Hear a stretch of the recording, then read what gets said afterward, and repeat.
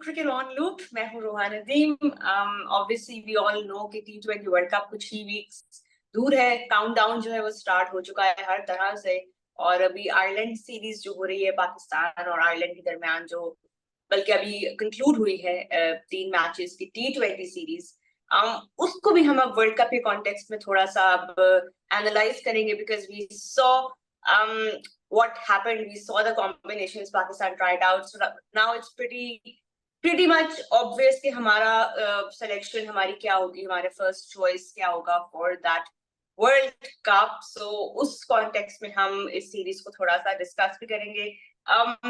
कुछ problem areas भी नजर आए जो कि आने भी चाहिए. I mean, अगर हम वर्ल्ड कप से पहले स्केड्यूल्ड हुई है सीरीज, तो उनमें से हमें क्या जवाब मिल सकते हैं वो भी हम अभी डिस्कस करेंगे. कुछ प्लेयर्स की फॉर्म्स, एंड ऑफ कोर्स अभी अपकमिंग इंग्लैंड सीरीज है, तो वो भी बहुत इंपॉर्टेंट है. तो we will also talk about that. I am joined by none other than Mazhar Arshad. Mazhar, thank you for joining me once again. Today we're reviewing the Ireland series. 3 matches हुए, हमने उसमें कुछ ups देखे, कुछ downs देखे. लेकिन interesting बात यह है कि it is the first T20 series that Pakistan have won since the last T20 World Cup. What does that say about the consistency? जो एक टाइम था when Pakistan held a record of most number of T20 consecutive wins, which आपको शायद बेहतर याद हो कितनी wins थी. वो एक टाइम था when we held that record. Now this is the first time we have won a T20 series since the last World Cup, 5th series के बाद जाके. Your thoughts on this? देखिए, वो सरफराज की कैप्टनसी में था when Pakistan one 9 consecutive series, और पाकिस्तान उस टाइम ऑब्वियसली नंबर 1 भी था T20 रैंकिंग्स में.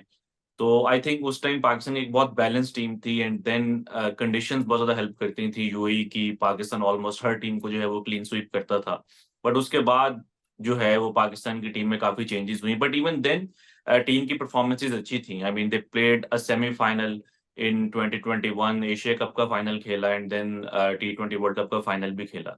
बट जैसा कि आपने पॉइंट आउट किया है कि in the last couple of years performances उस तरह से नहीं थी, जो कि रैंकिंग में भी रिफ्लेक्ट होता है कि अभी पाकिस्तान रिसेंटली नंबर 7 के ऊपर था, और मतलब कि 1-2 साल के बाद सीरीज जीतना, और वो भी I mean I am not taking anything away from them, but Ireland जो है वो थोड़ी सी एक लो रैंक टीम है, और उनके अगेंस्ट भी जो है वो आप एक मैच हारने के बाद सीरीज जीते हैं. तो नो डाउट कि एक बड़े इवेंट में जाने से पहले जरूर एक मोटिवेशन तो होगी, बट आप इसको बहुत ज्यादा एक बहुत बड़ी अचीवमेंट जो है वो कंसिडर नहीं कर सकते.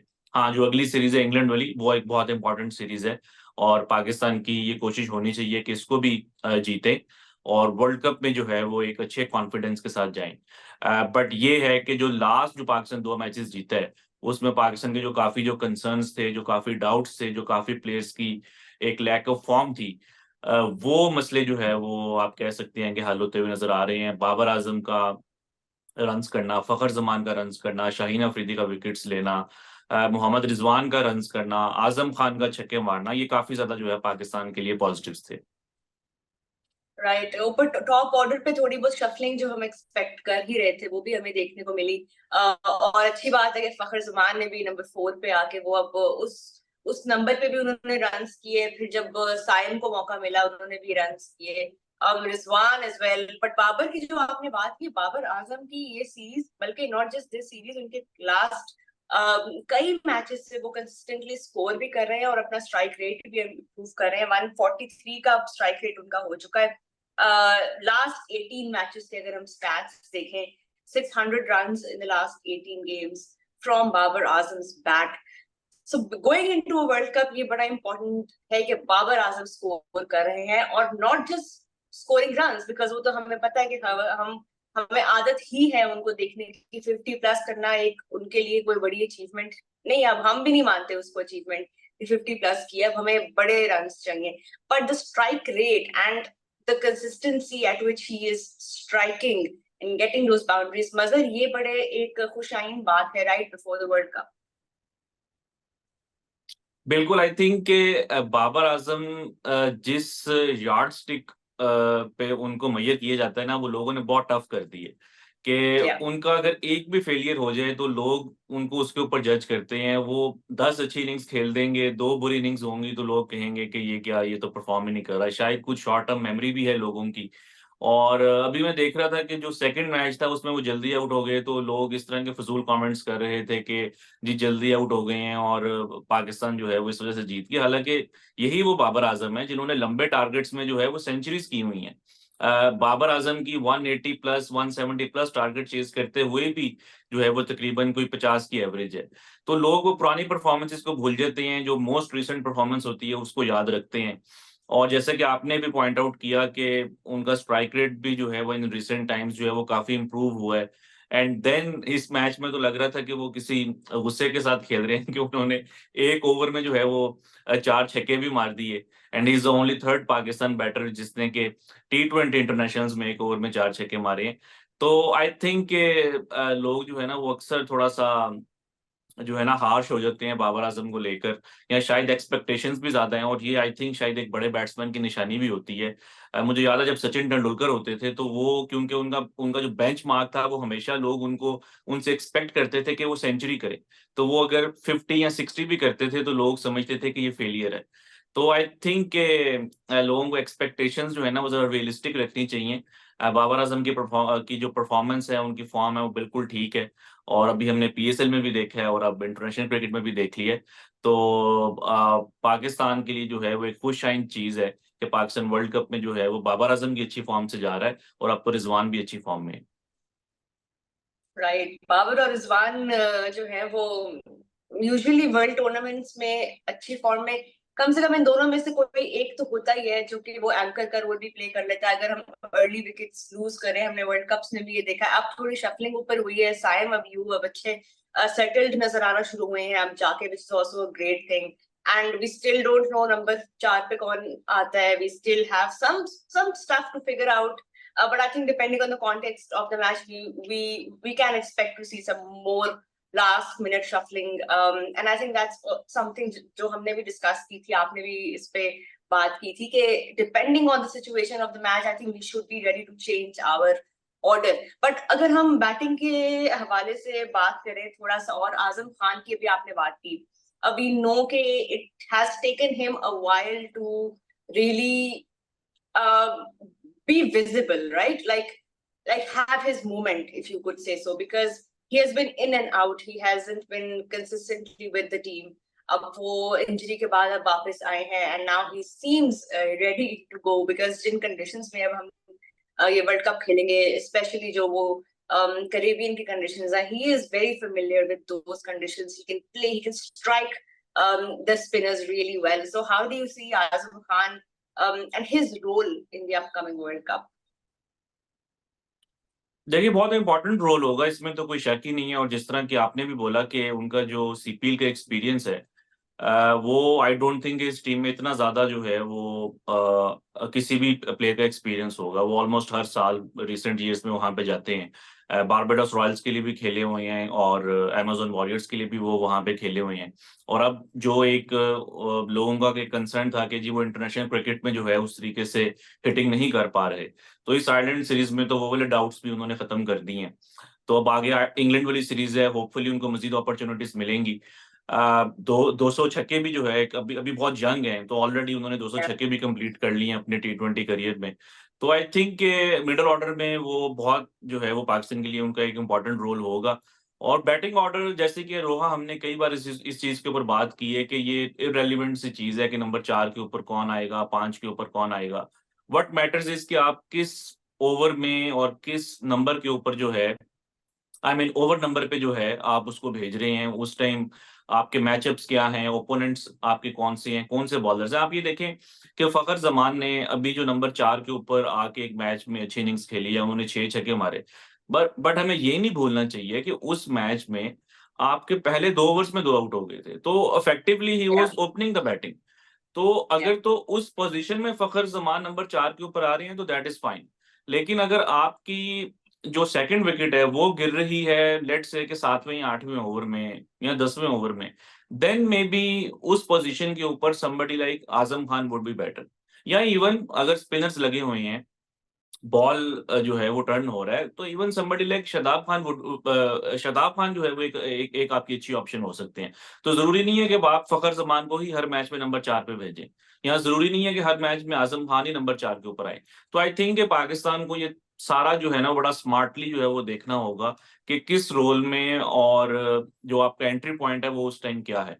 और अभी साइम अयूब को भी लेके बातें हो रही हैं कि शायद उनकी जो फॉर्म है वो उस तरीके से नहीं है, या उनको जो है आपने मजीद कितनी अपॉर्चुनिटीज देनी है। तो आई होप कि अगर पाकिस्तान, वैसे तो आई डोंट थिंक कि उनको रिप्लेस करना चाहिए, बट आई होप कि अगर ये पॉइंट आ जाए कि आप उनको रिप्लेस करने का सोचें, तो it has to be with somebody like Usman Khan या फखर जमान, जो कि आके अग्रेसिव स्टार्ट दे सके, नॉट बाबर एंड रिजवान।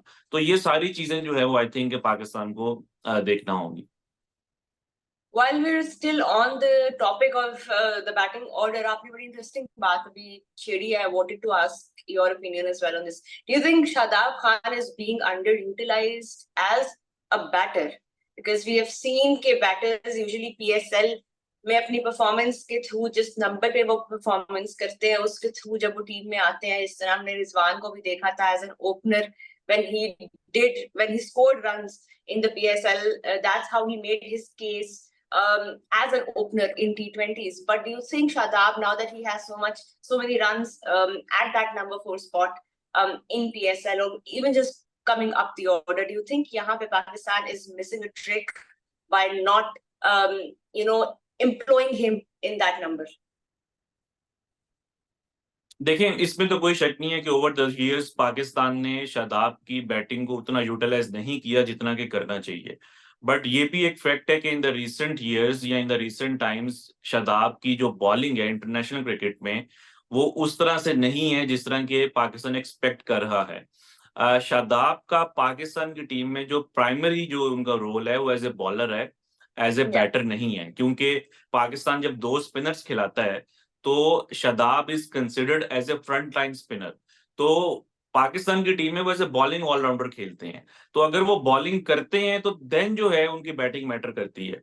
तो अब उसमें जो कंडीशंस हैं आयरलैंड में, ऑब्वियसली वहां पे आप एक स्पिनर खिला सकते थे, तो उसमें कोई बुराई नहीं है कि अगर शादाब को बाहर भी बैठना पड़े। और I think may be England में भी जो है आप 4 फास्ट बॉलर के साथ खेल सकते हैं, मे बी आपको एक ही स्पिनर की जरूरत पड़े, आई मीन एक स्पेशलिस्ट स्पिनर की। तो हो सकता है कि शादाब को वहां पे भी कुछ मैचेस में बाहर बैठना पड़े, विच इज टोटली फाइन। आपको बाज वक्त कंडीशंस को जो है वो रिस्पेक्ट करना होता है। बट जब आप वेस्ट इंडीज में जाएंगे तो वहां पे जो है आपको 2-3 स्पिनर्स खिलाने पड़ेंगे, या इवन मे बी यूएसए में भी आपको नहीं पता कि भी कंडीशंस कैसी होंगी, तो वहां पे शादाब का एक इंपॉर्टेंट रोल हो सकता है।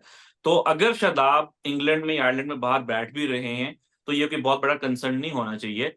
जब वो वेस्ट इंडीज में जाएंगे तो वो आई थिंक फॉरन जो है वो कंटेंशन में आ जाएंगे कंसिडरिंग द कंडीशंस। जब वो एज ए बॉलर जो है टीम में होंगे देन आप ये कह सकते हैं कि हाँ पाकिस्तान को जो है उनकी बैटिंग को भी यूटिलाइज करना है, जहां पे स्पिनर्स लगे हों वहां पे जो है वो शादाब को बैटिंग करवाई जाए, क्योंकि उनका स्ट्राइक रेट जो है वो स्पिनर्स के ऊपर काफी अच्छा है। बट शादाब का जो प्राइमरी रोल है पाकिस्तान की टीम में वो एज ए बॉलर है। Spot on, बट वही बात है कि पेशेंस हमें दिखानी पड़ेगी, स्पेशली क्योंकि अब जिन कंडीशंस में हम जा रहे हैं वही आपने कहा, he is more likely to be part of the team in those conditions. But yeah, bowling definitely उनकी सफर कर रही है और वो हमें नजर भी आ रहा है। वो हमने लास्ट वर्ल्ड कप में भी देखा, 50 ओवर वर्ल्ड कप में भी देखा हमने। PSL में थोड़े बहुत ग्लिम्पसेस हमें जरूर नजर आए, because he just had a phenomenal season. And he was unstoppable, especially in those last few games for Islamabad United. But we would love to see more of that in the international arena. Moving on towards another star bowler, जिन्होंने काफी आदत सी डाल दी है Pakistan fans को of brilliance in every T20 appearance, Shaheen Shah Afridi, in that power play हर दफा वो break through start देना पाकिस्तान को। Since 2023 he has taken 30 wickets in 17 matches. And an economy of 8.29. Mazhar, now before the World Cup, how do you assess Shaheen's, I wouldn't say fitness, but just his overall rhythm, and now going into the England series, wo kitna important hoga, because we need him sharp and ready for the World Cup. I think Pakistan के अगर हम सबसे important players की बात करें इस team में, तो जो पाकिस्तान के जो टॉप जो 4-5 प्लेयर्स हैं उसमें शाहीन जो है वो इजीली उस लिस्ट के अंदर आते हैं। The likes of Babar, Rizwan, Shaheen, Shadab, Naseem, I think ये वो 4-5 प्लेयर्स हैं जिनके इर्द गिर्द जो है वो ये टीम बनती है। आई थिंक हारिस रऊफ भी शायद इस ये जो लिस्ट है इसके अंदर आएंगे। तो आई थिंक शाहीन की जो फॉर्म है वो बड़ी इंपॉर्टेंट थी पाकिस्तान के लिए, क्योंकि जब वो इंजरी के बाद आए थे तो काफी उनके ऊपर भी बातें होती थी कि जी इनकी पेस डाउन है, या जब उनकी कैप्टनसी जो है वो चेंज हुई तो तब भी जो है बातें हुई थी कि क्या जो है वो डिमोटिवेट तो नहीं हो जाएंगी, क्योंकि आपको पता है पाकिस्तान में इस तरह की बातें होती रहती हैं, कोई ढकी छुपी चीज तो नहीं होती। तो अब जिस तरह न्यूजीलैंड सीरीज हुई थी उसमें भी उन्होंने बड़ी अच्छी जो है वो बॉलिंग की, और अभी आयरलैंड वाली सीरीज में भी उन्होंने काफी अच्छी बॉलिंग की है। अब देन इंग्लैंड सीरीज है तो होपफुली वो इसी फॉर्म को जो है वो कैरी करेंगे।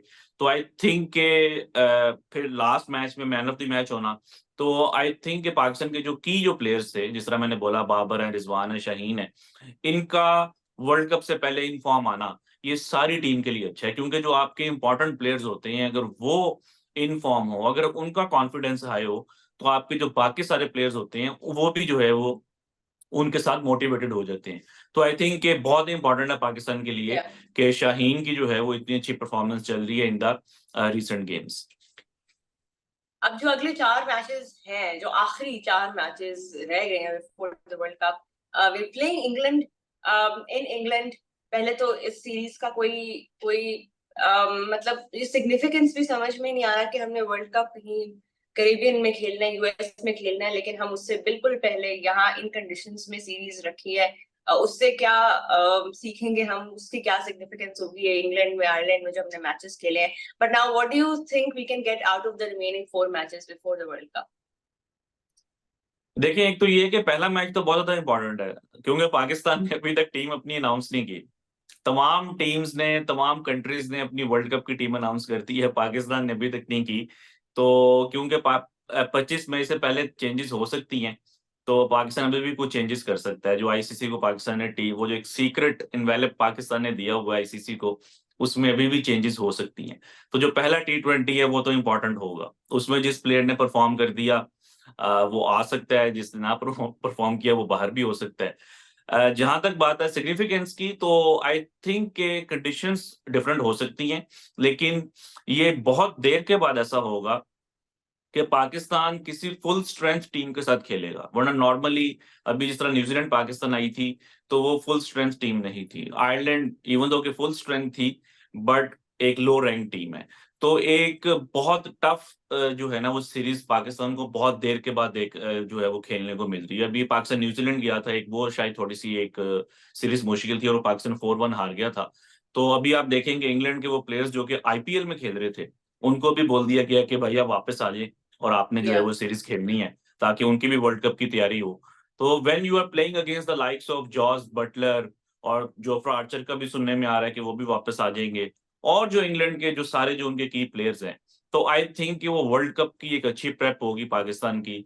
जो आपके प्लेयर्स हैं जब उनको एक टफ टाइम मिलेगा, तो वो जब चैलेंज होंगे तो उनको भी ये आइडिया होगा कि अभी पाकिस्तान के प्लेयर्स जो हैं वो कितने पानी में हैं। क्योंकि बाज तो जब आप लो रैंक टीम्स के अगेंस्ट खेल रहे होते हैं तो आपकी कई चीजें जो हैं वो हाईलाइट नहीं होती। तो आई थिंक वर्ल्ड कप की प्रेप, बेशक कंडीशंस डिफरेंट होंगी, लेकिन कई चीजें जो है ना वो आपकी इसमें हाईलाइट होंगी। कुछ प्लेयर्स एक्सपोज भी हो सकते हैं, कुछ प्लेयर्स को फायदा भी हो सकता है। तो आई थिंक बहुत इंटरेस्टिंग जो है ये 4 मैचेस होंगे। क्या आपकी नजर में पहली पहली गेम की 11 क्या होगी? देखिए रोहा, बड़ा इंटरेस्टिंग है कि जिनको हम एक्सपेक्ट कर रहे थे, अब जिस तरह आगा सलमान जो हैं वो मुझे तो नहीं नजर आ रहे थे 15 में, लेकिन उनको खिलाया भी नहीं गया आयरलैंड सीरीज में। तो अब अगर वो पहला T20 खेल जाते हैं इंग्लैंड के अगेंस्ट और उसमें रन्स कर जाते हैं, देन यू नेवर नो कि शायद वो कंटेंशन में आ जाए।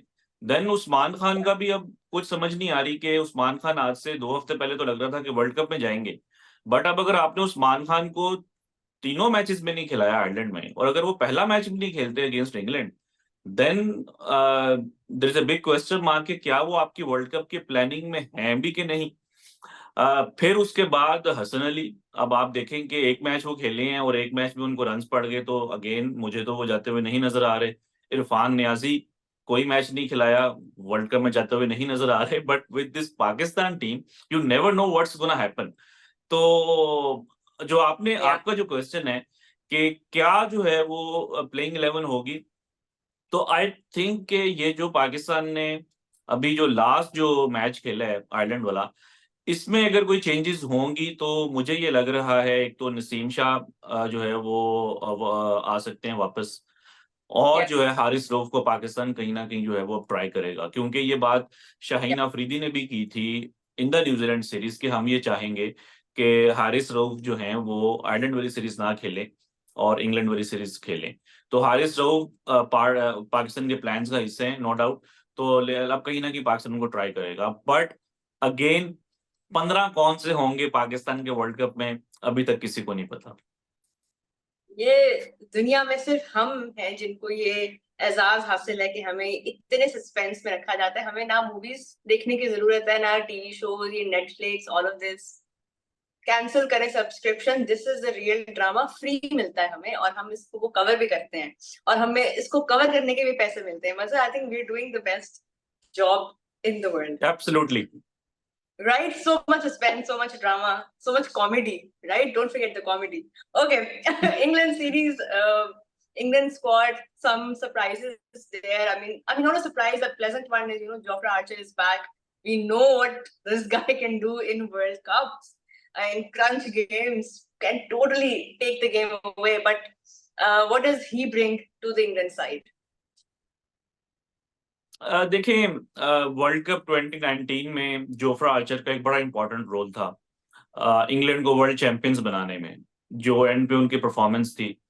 बट Yeah, उसके बाद जोफ्रा आर्चर जो है वो इंग्लैंड के लिए उस तरीके से नहीं खेल सके। आई मीन टेस्ट क्रिकेट में उन्होंने खेलने की कोशिश की, जब भी वो आए इंजरीज जो हैं वो yeah, उनका जो करियर है ना वो काफी उन्होंने उसको जो है वो हर्ट की है। काफी बार ऐसा हुआ कि उन्होंने आने की कोशिश की, कोई क्लब मैच खेला, कोई काउंटी का मैच खेला, इंटरनेशनल मैचेस खेले, एंड देन 1-2 महीने के बाद वो दोबारा इंजर्ड हो गए। अभी मैं देख रहा था कुछ उनकी जो है वो एक फुटेज आई थी, अब जो उनकी कंट्री है, आई मीन जो उनकी नेटिव कंट्री है बारबाडोस, वेस्ट इंडीज में, वहां पे वो शायद कोई मैच खेल रहे थे, क्लब मैच, और वहां पे उन्होंने काफी आउट किए।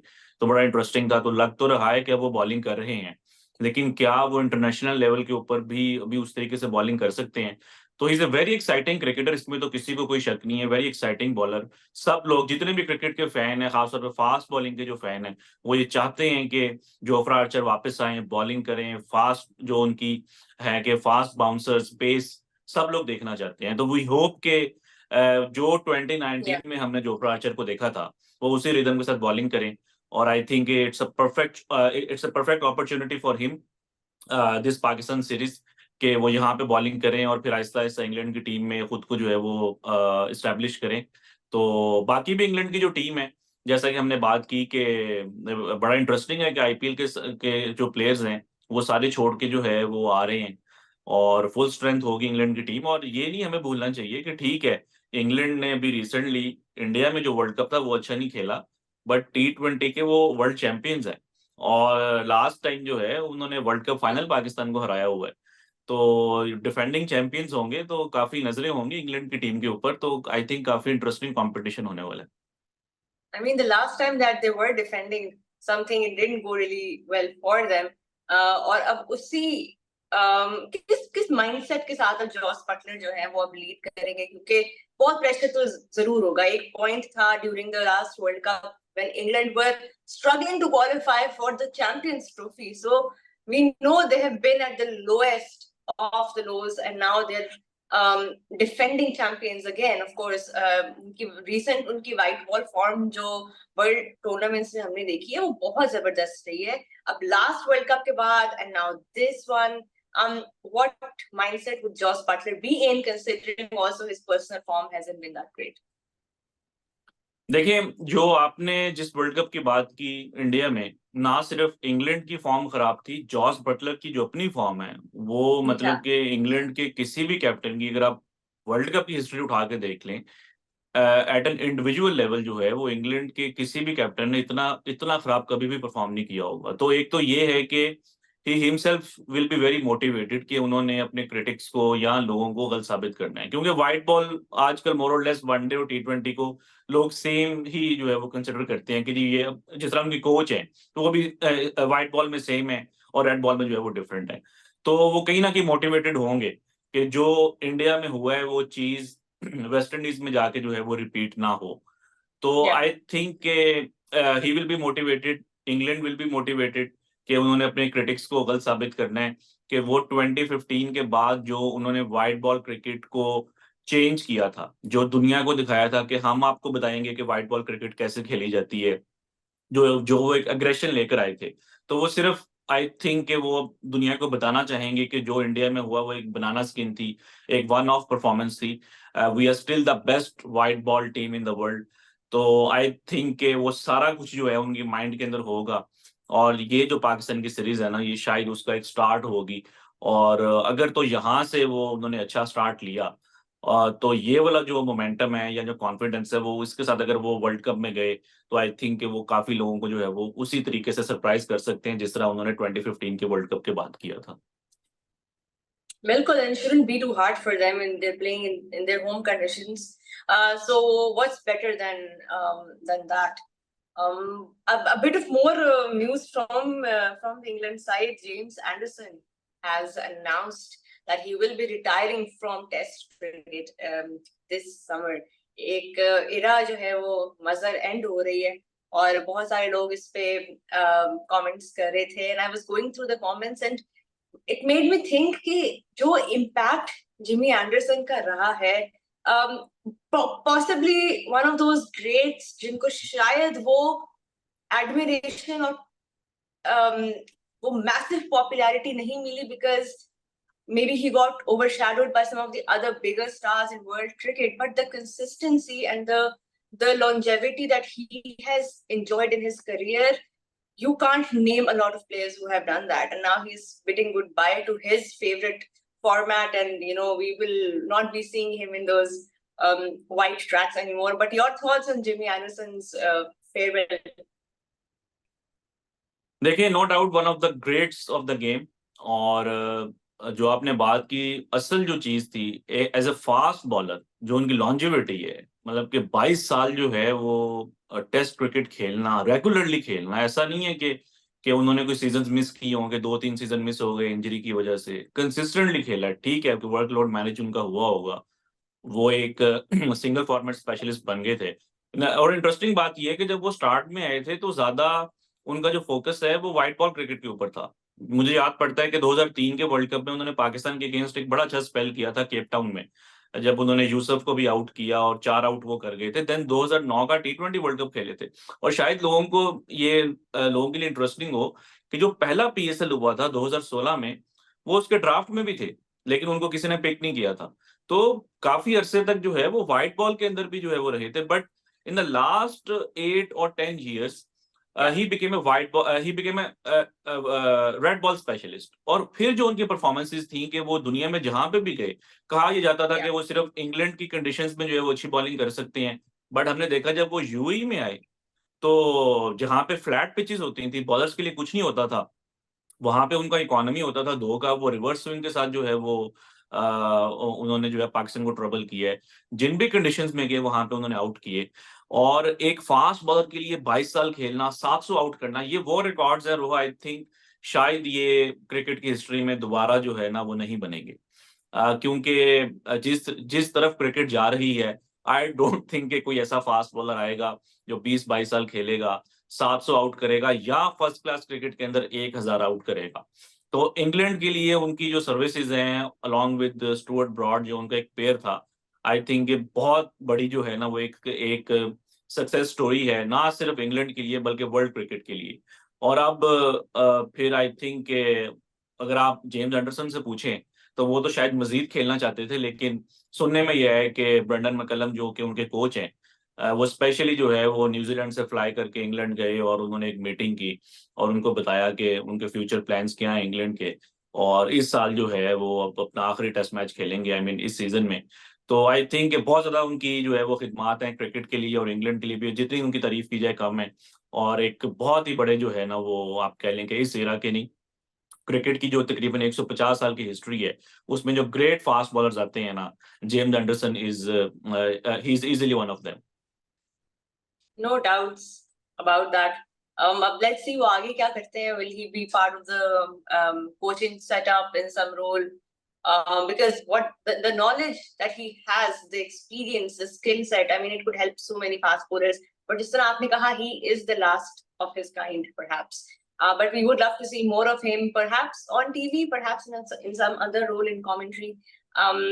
So yeah, आपने तो शायद I think उनके साथ काम भी किया हुआ है कमेंट्री बॉक्स में, किया हुआ है कि नहीं? नो अभी आई नहीं, नॉर्मली उनकी जो मोस्टली जो कमेंट्री स्टिंट्स हैं वो विद बीबीसी हैं, तो मुझे बीबीसी हाँ, के वो साथ अभी तक काम करने का इत्तेफाक नहीं चले, आप करेंगे काम अगर आप होपफुली। बीबीसी क्या है. इंशाल्लाह. नहीं, बट वही बात है कि we have seen him behind the mic as well, so let's see, hopefully. But yeah, great services to the game of cricket, Jimmy Anderson, and we will obviously miss him a lot. Now all eyes will be on the upcoming England series, जो पाकिस्तान के लिए बहुत जरूरी है, because ये 4 matches अब determine करेंगे कि पाकिस्तान क्या माइंडसेट लेके जाएगा इस वर्ल्ड कप में, और especially that first match will be very important. Remember that we haven't yet announced our T20 World Cup team. So fingers crossed, Mazhar, right? I mean, any day now, or hopefully यही है कि हम correct decisions लें, not on the basis of irrelevant factors, but on the basis of who can win us games in the USA and in the Caribbean. This was Cricket on Loop for today. Mazhar, thank you so much for joining me, and thank you for watching. We will be back in the next one. Apna khayal rakhiye. Bye bye.